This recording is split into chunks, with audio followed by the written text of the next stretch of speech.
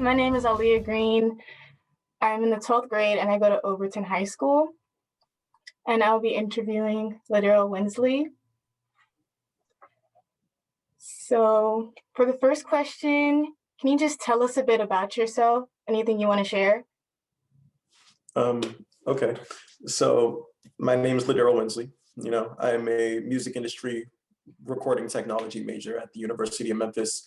I'm in my sophomore year, and I also play trombone. So hey, look at that. How long have you been playing the trombone for? Since ninth grade. Nice. What has your experience of the COVID-19 pandemic been like for you? It's been a lot of isolation, and that's changed between the summer and when the school year started. So during the summer, the pandemic essentially looked like me being inside, and I was extremely productive in a creative sense. I was working on a lot of music and I was putting out more content than I ever had at that point, which was any content at all. I was able to get my start just being inside all that time. And then the school year started and I was able to keep up with it a little bit, but lately, as we're nearing the end of the semester, it's gotten a little bit more busy. Nice. You mentioned that you were really productive during the summer. Like, how did that feel? Like, did you discover anything new about yourself? Mm-hmm. It made me realize just how well I work under a schedule.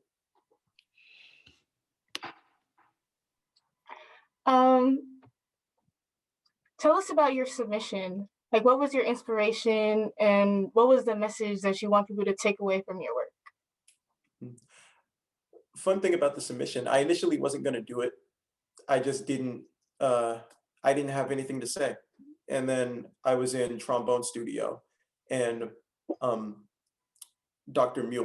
John Mueller, who is over trombone studio at University of Memphis, he was telling us about silver linings, like things, unexpected good things that we could look at in light of the pandemic. And as he was talking about it, I kind of seemed to realize just how right he was, And one of the things he said, it was a quote. I don't remember who the quote is from, but the quote went, "This time, like all others, is a good one, if but we know what to do with it," or something along those lines. And that summarized the beginning of the pandemic perfectly for me. Because I essentially wrote an entire EP. I hadn't recorded it yet because, quarantine. But I got an entire EP written in the span of a couple months.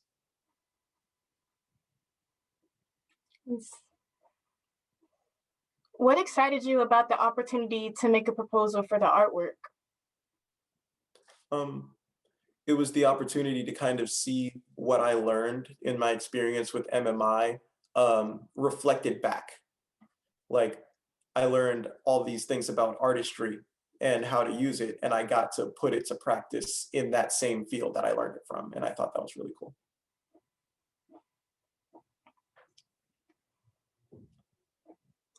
Have you added to this work or done something similar to it since submitting? I have not as of yet, but I would really like to redo it entirely, actually, as far as the recording goes, because when I got the stipend, the payment for it, what I did was I bought a microphone and interface so that I could record it at home. And while that was great, it kind of just being in classes, being in recording classes this semester, and then having other opportunities to record elsewhere, I feel like I could do it much, much better this time around, even from home.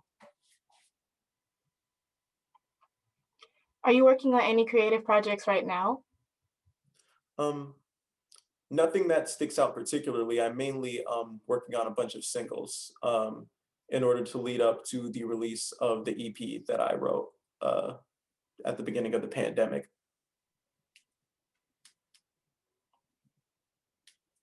What artists are you listening to or following?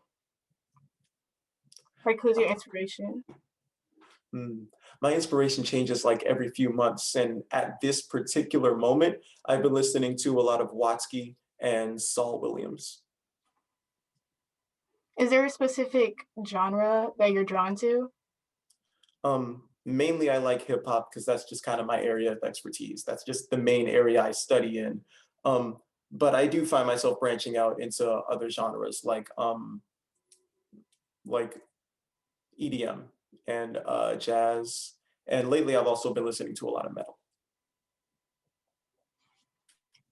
How are you hoping to grow as an artist or in your chosen medium?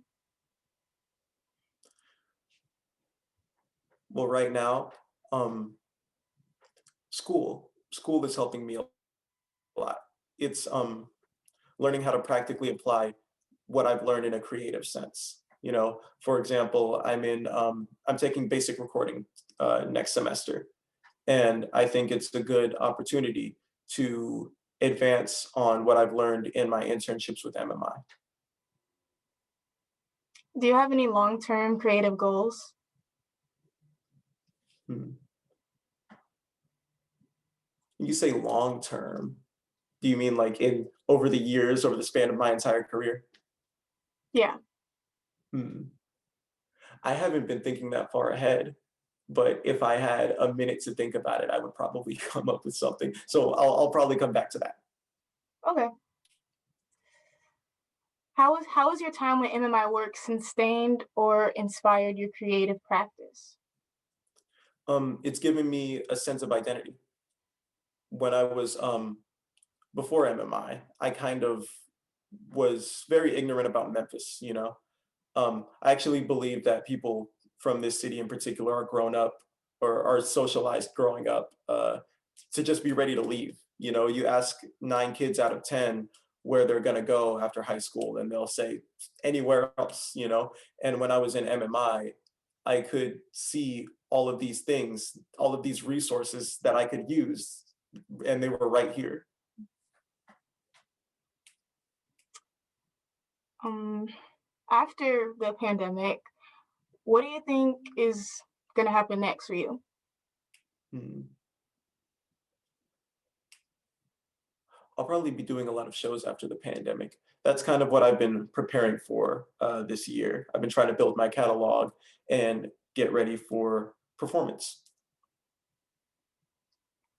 Is